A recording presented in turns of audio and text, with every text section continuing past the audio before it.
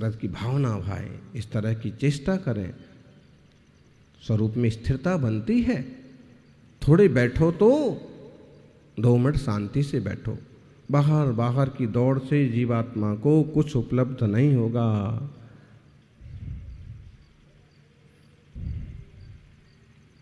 कुछ ना कुछ सोचते ही रहते हैं। हम अक्सर का सोचते हैं कि हमारी जिंदगी से दूसरों की जिंदगी बेहतर है, लेकिन एक बात ये भी तो सोचो, हम भी तो किसी के लिए दूसरे हैं। आप भले अपनी जिंदगी से खुश ना हो, लेकिन दुनिया में ऐसे बहुत से लोग हैं जो आप जैसी जिंदगी चाहते हैं। शायद आप अपने लालच से, अपनी ख्वाहिश से आप परेशान हैं, नहीं तो एक बेहतर जीवन आपके पास है, और इस बेहतर जीवन में बेहतर तत्व ज्ञान के पुरुषार्थ आपको करना चाहिए। बहिरात्म दृष्टि से हटके अंतरात्मा बने और अंतरात्मा से परमात्मा की तरफ बढ़े। सौभाग्यशालियों,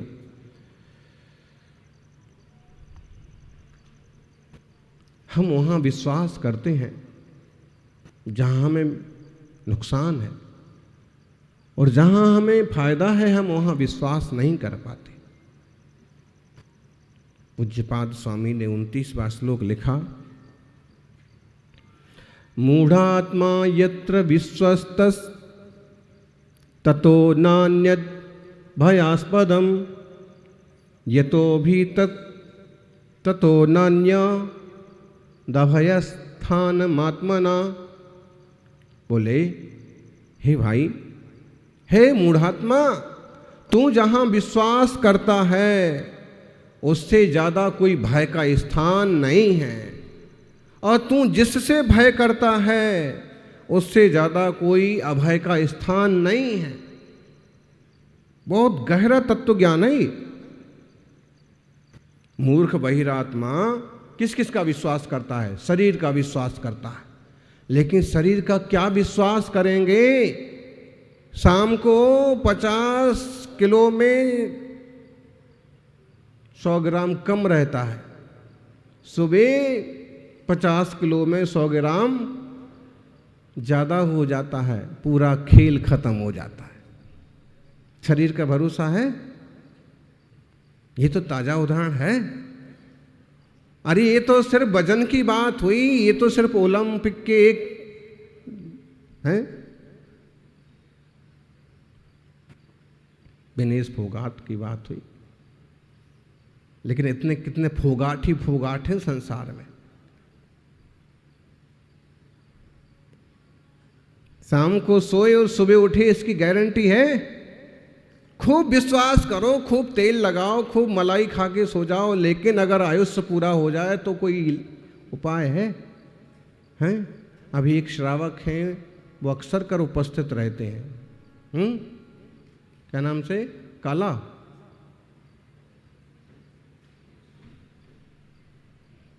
वो भी काला है,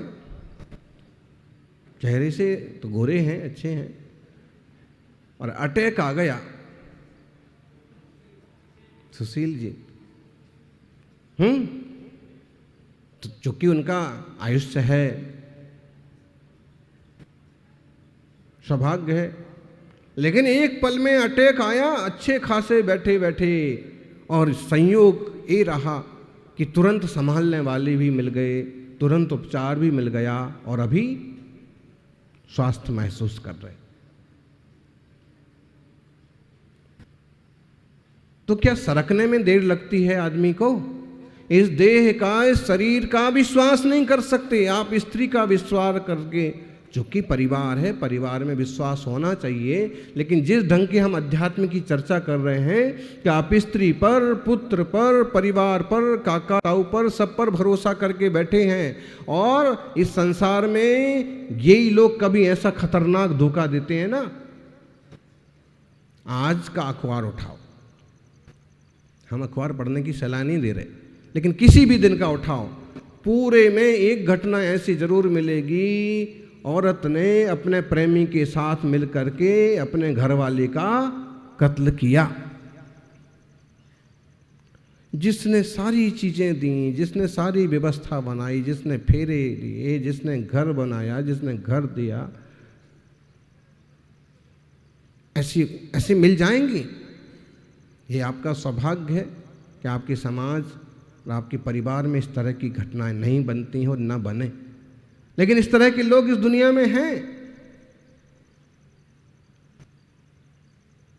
बाप कभी बेटे को पार कर देता है तो कभी बेटा भी बाप को टिकाने लगा देता है। आचार्य महाराज ये समझाना चाहते हैं कि इतना ज़्यादा मोह मत करो, अपने कर्तव्य करो, ज़्यादा उलझने पैदा मत करो।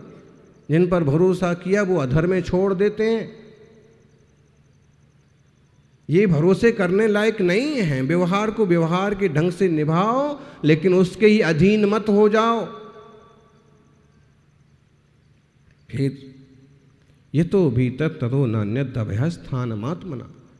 जिस एकांत वास से, जिस तत्वबोध से तू भयभीत रहता है, उससे ज़्यादा अभय का स्थान कोई नहीं है। आप अकेले रहते हैं तो ऐसे लगता है कि अब मेरा कोई नहीं, मेरा कोई नहीं। लोगों में घुसते हैं, मालूम पड़ा कि वहीं भय का स्थान है, जबकि एकत्व विभक्त निजात्मा में अभय का स्थान है।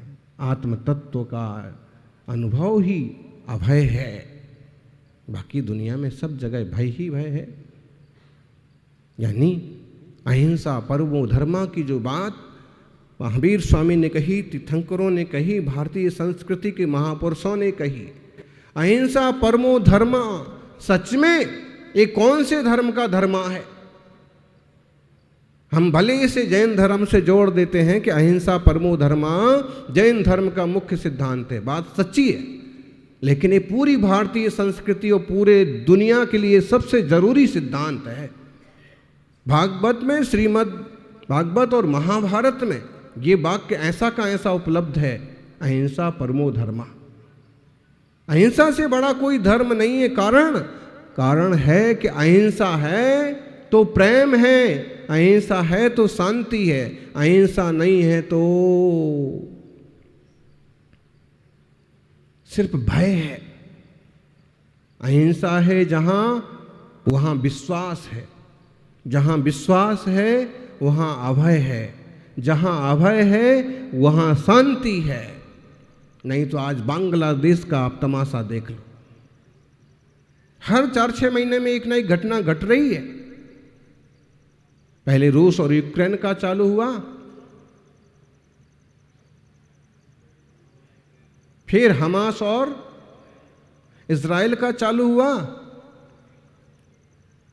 और अब बांग्लादेश। जहां हिंसा है वहां अविश्वास है, वहां भय है, वहां अशांति है। दुनिया का चाहे वो कोई घर हो और चाहे कोई देश हो, जहां हिंसा है वहां विश्वास नहीं हो सकता। बांग्लादेश में कोई भी भारतीय परिवार विश्वास नहीं कर सकता कि पड़ोसी मेरा साथ देगा।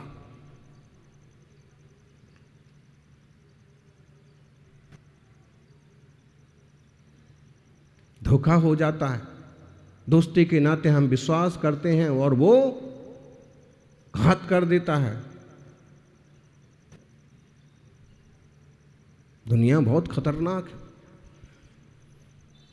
पेट में रहने वाले बच्चे को नहीं मां बख्शती है, उसे नहीं चाहिए तो उसे खत्म करो। कोई अड़ी अड़चन है तो इसे खत्म करो, अवैध है तो इसे मार दो। पेट में रहने वाले गोले को नहीं आजकल के लोग बख्शते हैं। फिर अगर कोई आपसे खुन्नस खा जाए, किसी और के प्यार में पड़ जाए, प्यार तो क्या होता है, वासना होती है, तो किसी की कोई खैर। तीर्थंकरों के जो सूत्र हैं दुनिया में शांति और अभय का संदेश देने वाले सूत्र हैं, एक स्थिरता कायम करने वाले सूत्र हैं। अहिंसा है तो अभय है, अभय है तो विश्वास है, विश्वास है तो शांति है, शांति है तो स्थिरता है। नहीं तो इसके बिना किसी भी देश में, परिवार में स्थिरता भी नहीं बन सकती। भयभीत व्यक्ति क्या करेगा, कब कहां से गोला गिरेगा। यूक्रेन का हाल देख लो आप। लेकिन उस छोटे से देश ने हिम्मत नहीं हारी और भारी भरकम रूस के सामने भी डटा हुआ है, और अभी तो रूस में घुस करके उसका भी नुकसान किया। लेकिन इससे होगा क्या? छोटा बड़े को दबाएगा, बड़े छोटे को दबाएगा, कोई भयभीत होके हाथ जोड़ लेगा, कोई मुकाबला करेगा, हिंसा तो हो ही रही, अस्थिरता तो बढ़ ही रही है, भय और अशांति का माहौल तो पैदा ही हो रहा है। इस सब से बचने का केवल एक ही रास्ता है, अहिंसा परमो धर्म, वसुधैव कुटुंबकम, और कोई रास्ता नहीं है। One earth, one family, one future.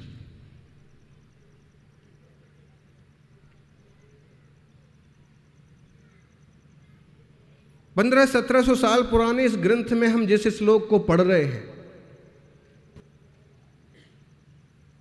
कितनी महत्वपूर्ण बात उन्होंने तब कही कि जिस चीज को तुम अभय का स्थान मानते हो ना, वो खतरे में डाल देगा तुम्हें। इसलिए अभय का स्थान दुनिया में कहीं नहीं है, या तो वो अहिंसा में है या फिर आत्मा में है। और अत्ता चेव अहिंसा, आत्मा ही अहिंसा है। समझ में नहीं आता है, लोग हिंदू मुसलमान का बंटवारा करके, लोग देश की सरहदों का बंटवारा करके और पागलपन करते रहते हैं, एक दूसरे पर हथियार उठा लेते हैं, कौमें खत्म कर देते हैं। हिटलर जैसे बेवकूफ लोग इस दुनिया में हुए। ध्यान रखिए, इंसान बाद में हिंदू मुसलमान, सबसे पहले इंसान सिर्फ इंसान। सब धरती पर चल रहे हैं, सब हाथ पैर वाले हैं, सबकी एक जैसी सोच है, सबका खून लाल है, सबकी अपने प्राणों की सबको फिक्र है, तो फिर ये सब उपद्रव किसके लिए, काय बात के लिए?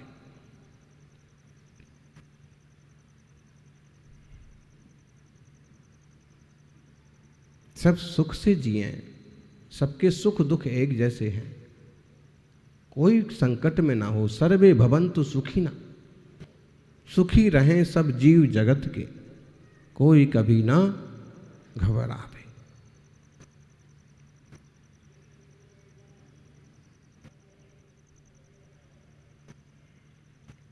सौभाग्यशाली हो, बीतराग जिन शासन मिला, भले संकुचित होकर के थोड़ा सा रह गया, लेकिन अमृत तो आज भी इस धरती पर है, और वो है जैन धर्म में, जैन दर्शन में। अमरता, अभय और शांति के रास्ते यहां से निकलते, बस इसको स्वीकार करने वाले चाहिए, इसको मानने और समझने वाले चाहिए। सर्वे भवन्तु सुखिनः की संस्कृति हमारी भारतीय संस्कृति। ऐसे में बंगाल में हो रहे अत्याचार रुकना चाहिए, यूक्रेन रूस का युद्ध रुकना चाहिए, हमास इजराइल का ये जंजाल रुकना चाहिए। इस तरह के काम धरती पर ये शैतानी शक्तियां करती हैं, अपने अहंकारों की पुष्टि के लिए लोग हिंसक वातावरण बना देते हैं। धरती को रहने के लायक बना रहने दिया जाए।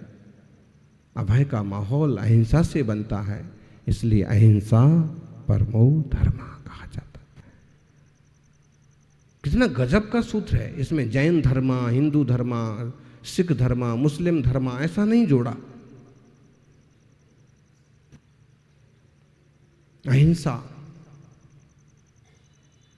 बाद में इसी में लोगों ने सेवा परमो धर्मा, परोपकार परमो धर्मा, इस तरह से जोड़ करके और कुछ अच्छे सूत्र और ईजाद किए।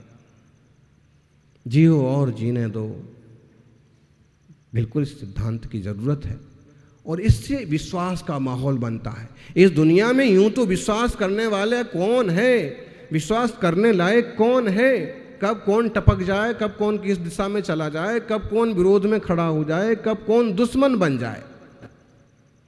किसी स्वार्थ के कारण से कहो दोस्त भी। कटप्पा को किसने मारा, क्यों मारा?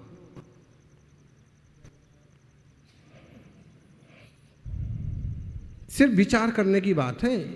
एक फेमस उदाहरण ले लिया हमने,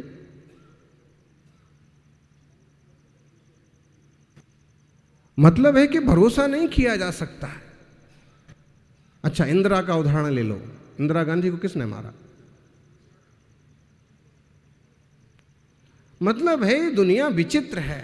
आप दुनिया पर बहुत भरोसा नहीं कर सकते, आप परमात्मा पर भरोसा करो। और परमात्मा तो परमात्मा हो गए, आप अपने होने वाले खुद की आत्मा पर भरोसा करो। आत्मा ही परमात्मा होता है, मुझ में भी वह अपार शक्ति। तो इसका मतलब क्या है? इसका मतलब ये नहीं है कि आप जहाँ रहते वहाँ विद्रोह करने लग जाओ, उपद्रव करने लग जाओ। इसका मतलब है कि सब आत्माओं को परमात्मा समझो। सबके भीतर एक बड़ी होनहार है, कोई पराया नहीं है, कोई दुश्मन नहीं है। जब कसाय के परिणाम मिल जाते हैं तो दोस्त बन जाते हैं, और जब अपनेपन के भाव नहीं मिलते हैं तो दुश्मन बन जाते हैं। दोस्त दोस्त ना रहा, यार यार ना रहा। ये मेरी जिंदगी तेरा, मालूम है ये कहां से पैदा हुआ? एक चीज को चाहने वाले दो लोग पैदा हो गए। खूब राजनीति में आज बहुत दोस्त हैं, वो लोग पक्के दोस्त हैं, लेकिन कल टिकट बंटने का मौका आया और नजर इन दो पर, तीन पर है कि अब इनमें से किसी को दिया जाए।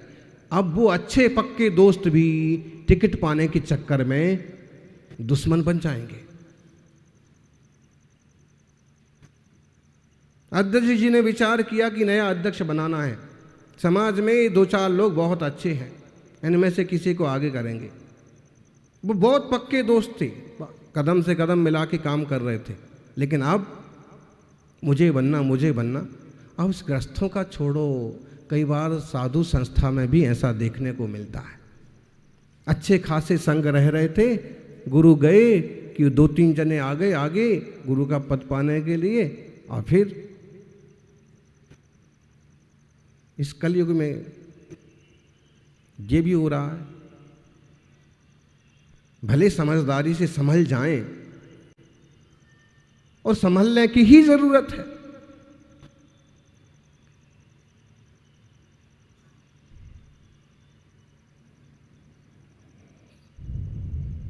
ज्ञानियों, ज्ञान घन चैतन्य स्वभाव को पहचानो। दुनिया में तुम्हारा कोई सगा साथी नहीं है। जैन धर्म विरोध नहीं सिखाता है। जैसे आपसे कहा जाए कि आप अकेले हैं, अपनी फिक्र करो, इसका मतलब है सारे दुश्मन हैं और सारों को मारो, ऐसा नहीं है इसका मतलब। इसका मतलब है तुम अपने तत्व को, चैतन्य तत्व को पहचानो, और जिन जैसे तुम हो ना ऐसे ही सब भी हैं। सबों के प्रति आपका एक आत्मीय भाव बनेगा, और धर्मात्मा तो चींटी को भी अपने समान समझता है, उसे भी कुचलने में पाप समझता है, तो आत्मा ही परमात्मा हो जाता है। जय बोलिए अहिंसामयी सनातन जैन धर्म की।